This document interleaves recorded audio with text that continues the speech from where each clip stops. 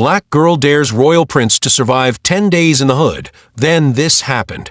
The gallery was quiet that evening, only the soft hum of jazz slipping through the speakers above. Spotlights painted gold across canvases, each frame glowing as if alive. Maya stood still in front of one particular piece, a painting of a black phoenix clawing its way out of the ashes. Her eyes didn't just see paint, they saw memories, they saw her own reflection. This, she whispered to herself, is what struggle looks like. Burning, breaking, but still rising. A deep voice answered, smooth but with a hint of curiosity. Interesting. I see majesty. I see command. Look at the wings, those are not of a bird barely surviving. That's a ruler reclaiming a throne. Maya turned. The man beside her was tall, sharply dressed, his accent laced with something European. His dark hair was combed back effortlessly, and even in the casual light of the gallery, he carried himself like the room belonged to him. You think it's about power? She asked, a small laugh slipping out. That's predictable. Predictable. He tilted his head, smiling. I'd say insightful. No, Maya crossed her arms, still facing the painting. It's the perspective of someone who's never had to claw their way out of anything. Someone who's never lived where the world pushes you down and dares you to get back up. You don't see the suffering in this painting because you've never lived it. His smile faltered just for a moment. You sound certain of me. I'm certain of your shoes, your watch, that accent, Maya shot back, finally meeting his eyes. You were born into privilege. Struggle isn't a story you know, it's one you admire from afar. The man chuckled softly, but there was something sharp behind it. And what if I told you? I can survive anywhere. Privilege does not mean weakness. I may be a prince, yes. A prince. Maya raised an eyebrow, half amused, half annoyed. Of course. But I am skilled enough to survive even in the hardest places, he continued, ignoring her interruption. The streets, the so-called hood, wherever you place me. She blinked, caught between disbelief and curiosity. You? Yes. He stepped closer, lowering his voice. 10 days. Drop me in your world. Strip me of all titles, all money, all privilege. If I survive, you admit that being rich does not mean being blind. That we, too, can understand the world. Maya tilted her head, studying him as if he were another painting on the wall. His confidence almost annoyed her, but there was something intriguing, something daring. And if you fail, she asked. His lips curved into a grin. Then I'll bow to your truth. That privilege makes us blind. That survival is not in our blood. The jazz in the background swelled, as if the music itself was holding its breath for her answer. Maya let out a low laugh, shaking her head. You really think it's that simple? Surviving in my neighborhood isn't some game, Prince. People don't get 10 days to prove themselves. They get every day, or they don't make it. Then let me try, he said, steady. You'd last 2 hours, she muttered, moving toward another painting. It was an abstract of broken chains painted in shades of red and black. She stopped in front of it, her arms folded tight. He followed, standing just a little behind her, hands clasped behind his back. You underestimate me. Where I come from, survival is not just about money. It is about wit, adaptability, reading people. I assure you, I am not as fragile as you think. Maya turned, finally giving him a long look. His suit was pressed to perfection. His cologne was subtle, expensive. The idea of him walking down her block, where old sneakers and cracked concrete told their own stories, felt almost comical. You'd stick out like a white shirt in a mud fight, she said.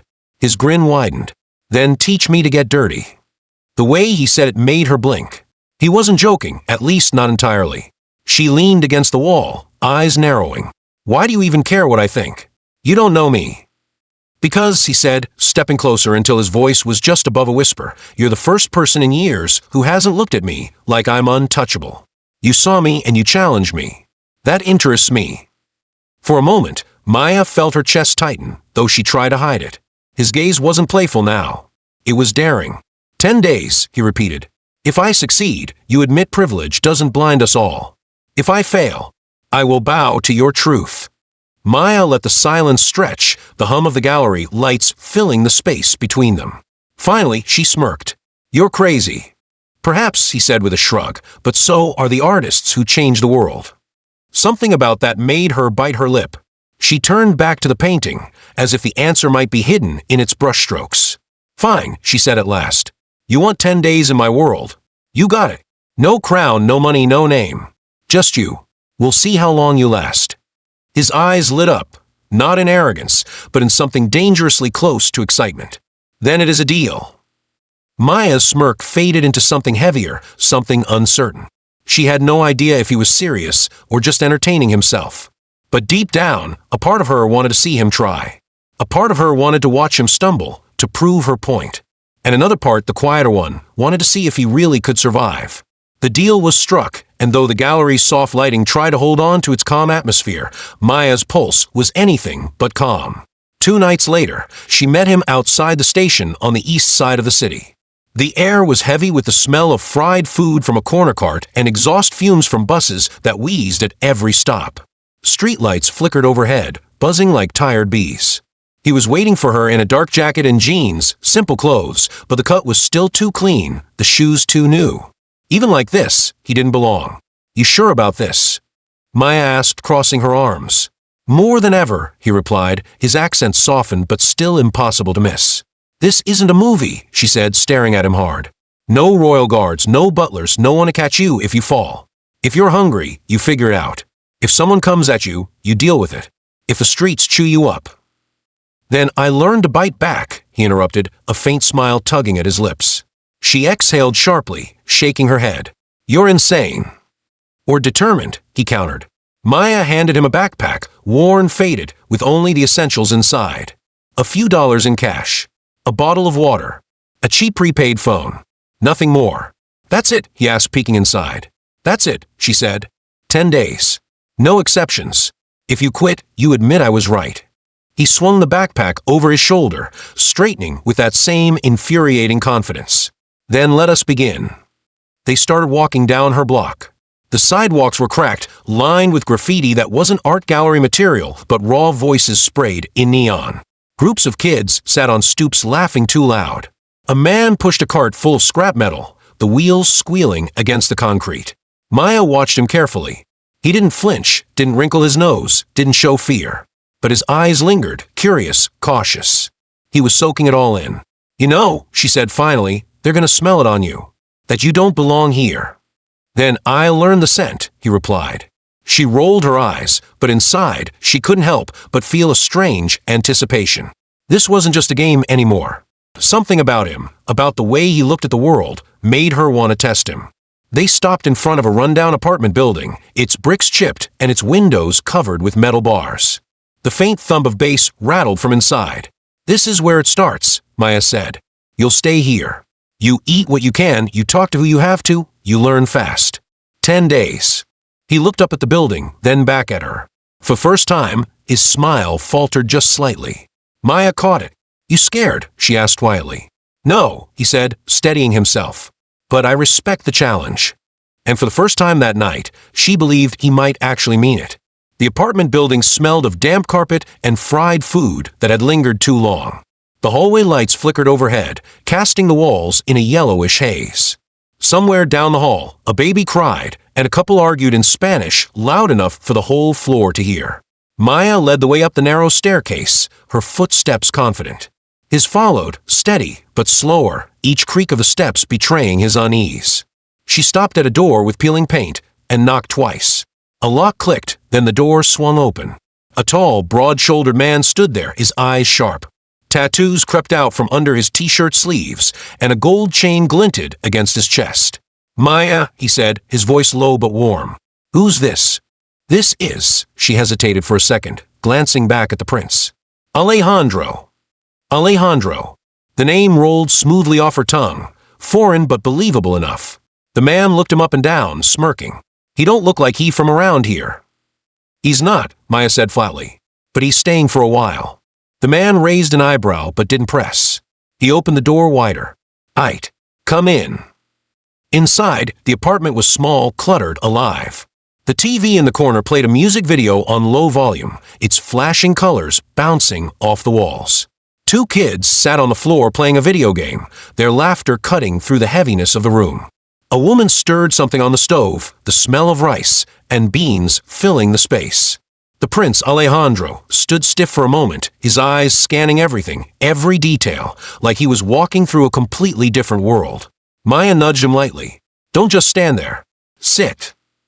He lowered himself onto the edge of a worn couch, the springs creaking under his weight. The kids gave him a curious look, then quickly returned to their game. The man, still watching him, leaned against the wall. "So, Alejandro, what brings you here?" Alejandro hesitated, then glanced at Maya. She crossed her arms, silently daring him to answer.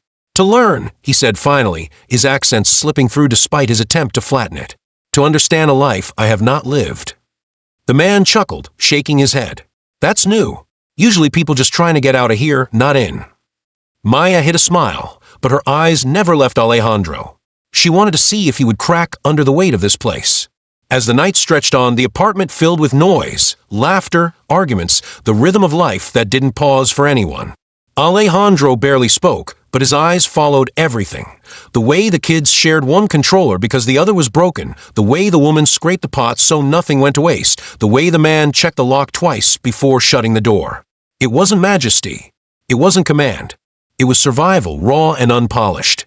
And for the first time, he looked unsure. The couch wasn't comfortable. Springs dug into his back, and the cushion dipped so low he felt like it was trying to swallow him whole. Alejandro shifted for the 5th time, but there was no escaping it. The room was dim now, the TV off, the apartment quieter, but not silent. Outside, cars rolled past with music blasting. Somewhere close, a dog barked.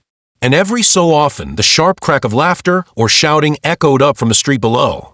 Maya leaned against the doorway, arms crossed. She wasn't tired yet. She was watching him. "Can't sleep?" she asked. Alejandro opened his eyes, staring at the cracked ceiling. "Is different here." "Different how?" He sat up slightly, resting his elbows on his knees.